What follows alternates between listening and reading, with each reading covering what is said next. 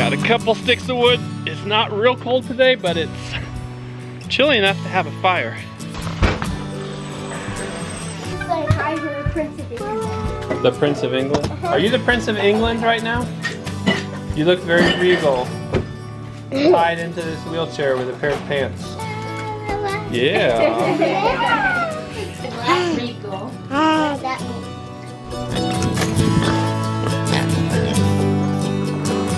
Go under there.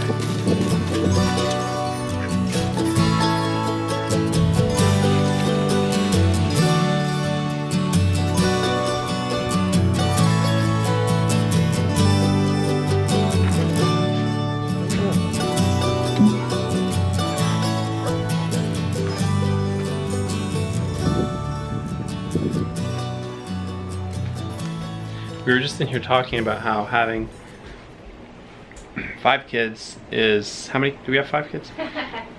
How having 5 kids is easier than having 2 and 3 kids. It's like a maturity that I feel like I have now and you have now.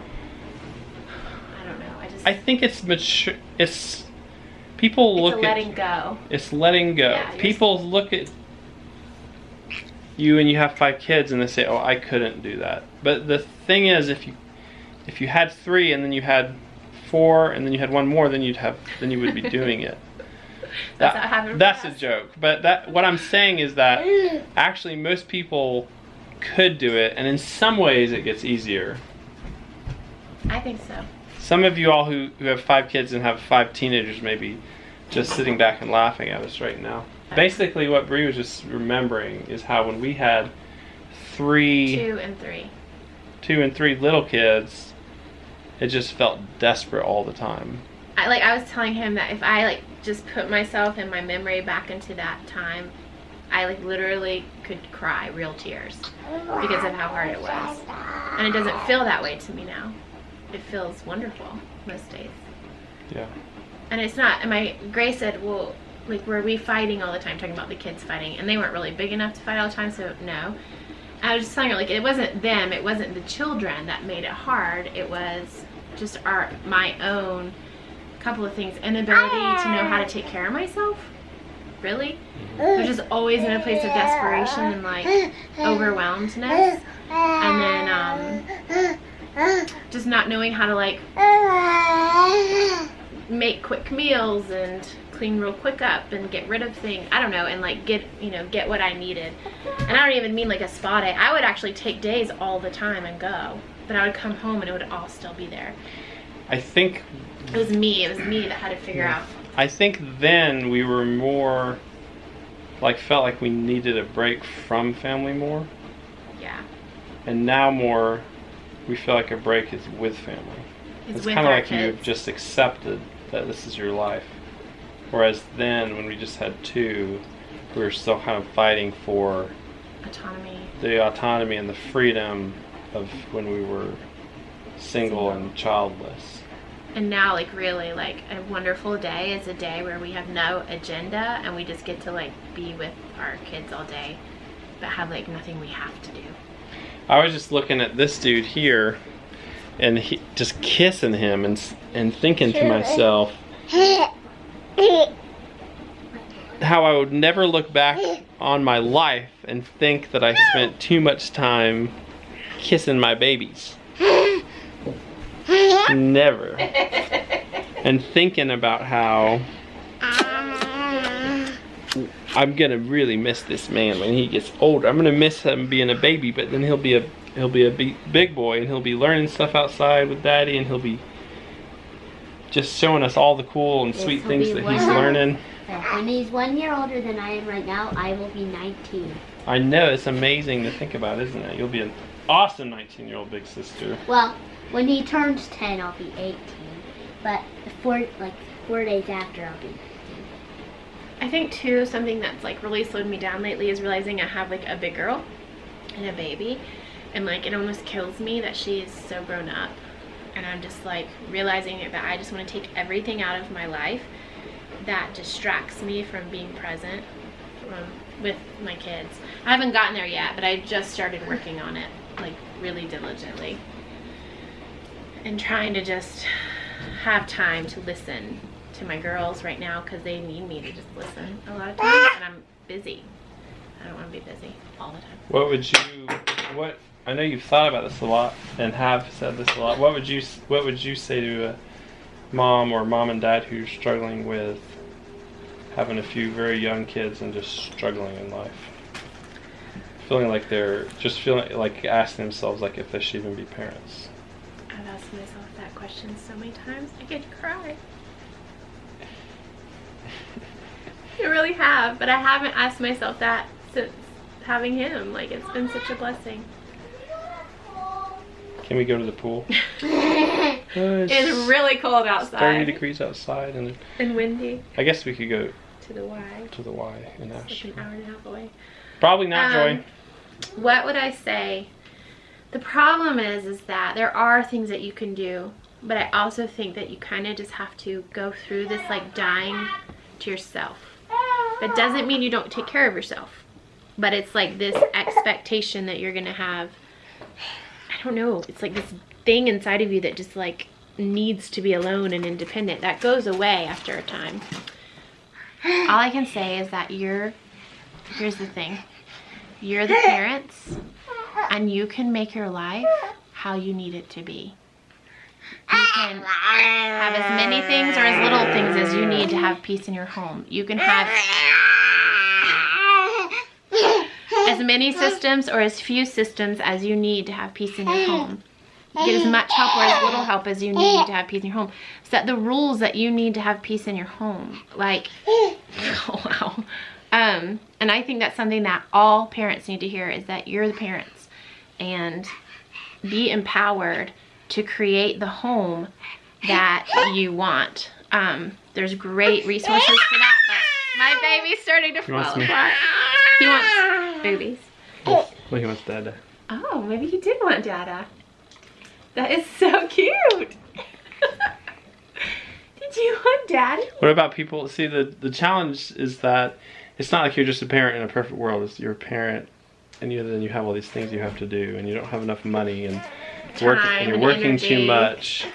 I know, that's hard. That's why it's hard to give advice, because you don't know exactly where people are at. You don't know where people are at, and there is some of this that you literally just have to experience, and you change through it. But I do think that there are things that we could have done had we realized that we could have done them. Yeah. That would have made it a little better. Like, I just should have realized that for me, it was that I had the power and the ability to make my home what it needed to be.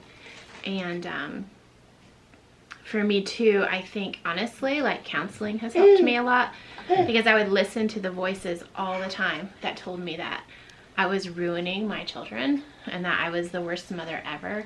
And it's really, really hard, and that I should have never had children because I'm just destroying their lives. Those are terrible things to believe about yourself. And it's really hard to function and have energy and whenever you believe that stuff about yourself. I regret not having started to gain some sort of independent income sooner and working less as a nurse, just because that was such a and is such a source of stress, even though it's a cool job.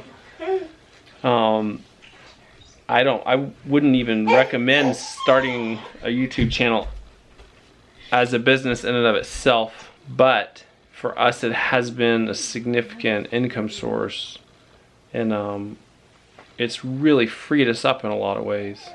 So, just it's amazing that this huge number of people, you all, just watching our channel, you've been involved in kind of giving us this level of freedom. Basically, you guys supporting our channel has changed our lives. Yeah, it has. And yeah, it has. It could have been another business, I think. I don't know if it's the ideal for everyone, but it's just been awesome for us. And I have this I feel like I have this close connection with my kids, and I'm glad for that. I do want to just say, though, to those of y'all who have little kids and are struggling, that I guess reiterate what Bree said, which is you can change things. Even if you feel like you're boxed in with money concerns and time restrictions, like, you can change things in those windows of time that you do have. And I think what I mean is, like, you have the power to do whatever you need to do. Let me give you a few examples. Sweetheart, can you sit over here? Thanks. Let me give a few small examples of what I mean. It's like, if co-sleeping is like driving you crazy and making you insane. That's where you sleep in a bed with your kids. Then switch, put your kid in their own bed. Like, that's what I mean. Is like, sometimes we get in our head that, like, we have to parent a certain way. And there's freedom. There's freedom in parenting. If nursing your baby is giving you postpartum depression because it's so stressful, I have been there. I have been to the point where, like, I literally would have rather been dead. And I realized, like, he helped me realize, like, just feed the baby formula. And I know that to a lot of you that's not going to make sense, but if you're going through it, you know what I'm talking about. And when we fed, when we fed, at the time it was Joyful formula, I came up out of that dark place because I knew my baby was being fed. She actually almost starved because I didn't have enough milk and I didn't know it. So, like, if you need to give your baby a bottle, like, give your baby a bottle. Be free to do the things that you need to do to be good parents, to not be in a hard place. Those are big things to a mom, but they're kind of small things too. They're not like, making $20,000 more a year or something like big, but they are things that will help you. Yeah, it's hard. Honestly, it's hard to kind of hold, like, your desires and your desires for your life, and then like, still love your kids in the context of often not getting those things. Or, I don't know. I mean, like, I went down to the barn this morning and I had this idea of, okay, I'm going to feed the animals really fast, and then I'm going to go work on these 3 projects. And the first thing I did when I got to the barn was find this giant mason jar that had been pulled out and broken all over the ground. And it's kind of like, That's like, well, let me give an example. When I walked up I was down there with him at the barn for a minute.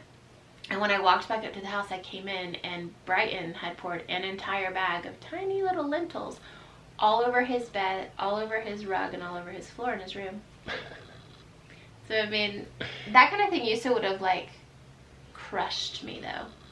But for me, like, what I'm trying to hold on to, and I often fail at, honestly, daily fail, is I'm trying to hold on to, hold the space for family time, for love and respect, and for the really good things that are in our life, which are largely each other, and hold the space and not get sucked myself into the anxiety and the fear, the panic, and sometimes even hopelessness, but actually, like, hold that for everyone, because everyone will, if not now, as kids, experience just the fear, the anxiety. So, like, I really am kind of seeing my role as, like, how do you hold this in the madness, like the madness of the world as it stands, to say, okay, all of this as a given, we're going to still have a family, we're going to have family time,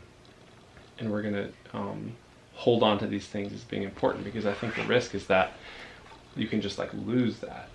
It can just be complete chaos and disorder. So for me today, I was actually having major anxiety and panic this morning.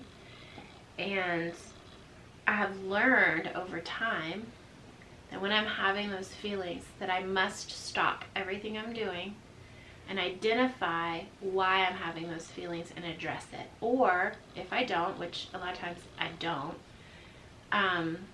if I don't, I will bark at my kids all day, I will freak out, I will fall apart, and I will stress out. I stopped, identified in myself why I was stressing out. And what it was is a friend texted me all these dates with all these things that she was interested in us doing for the holidays together. And I know that sounds like a small thing, but this time of year is very full, and I desperately want it to be peaceful and slow and beautiful. And so my friend, who I love, she's like my best friend, and the things that she texted me are wonderful things that I had actually mentioned we should do. But that text sent me on like this spiral of like stress about the holidays. And I had to sit down and tell myself that I have the freedom to do not a single one of those things. That may sound so elementary, and maybe a lot of you already know all that, but for me it's like a new thing to sit down and be like, I don't have to do any of those things. I can stay home every single day of this month and not even leave my house. I mean, we won't do that, but and then I felt better. And then I was able to just carry on. Is that what you were saying? You know, it's like like how to hold this space. We're sharing this stuff not out of a place of expertise really, but kind of because we feel like it's been on our hearts to put content out online that we think will really help people and help families. We're sharing this kind of like you would share with friends, not that we know you well, but that we feel like there's power in one person or two people speaking to other people words of encouragement. So that's what we're doing. We're not telling you because we think we know it all. Actually, we don't know it all. I actually was filming this totally different video. I think this is gonna be most of my video. That's fine. Today. But thank y'all for joining us. We really, really just want to encourage you to enjoy your families, love your families. Do whatever it takes to love your families well. That's right. That can take sacrifice too. You might have to edit this because like the other one was 16 minutes long. 16 minutes. Yeah. Dehydrate these and make Christmas decorations. Nice. With oranges, cranberries, and I may do some lemon and lime and some popcorn. Popcorn, yeah. Cool. Nice. And I think I have found a whole bag of hemlock pine cones I gathered Oh, that's nice. a couple years ago. I never used, so I think we'll probably use some of those too.